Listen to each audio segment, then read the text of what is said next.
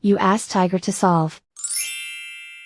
This deals with linear equations with one unknown.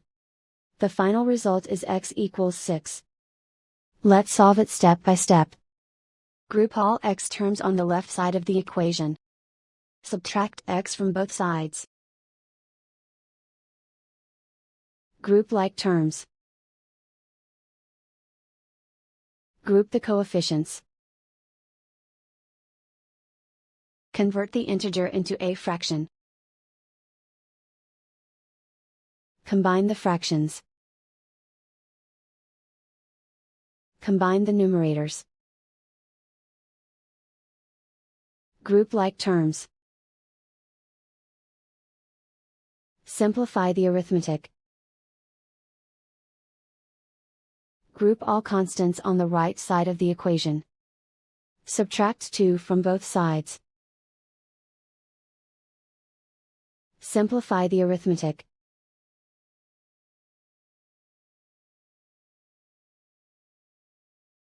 Isolate the x. Multiply both sides by inverse fraction 3 over -2. Move the negative sign from the denominator to the numerator. Group like terms. Multiply the coefficients. Simplify the arithmetic.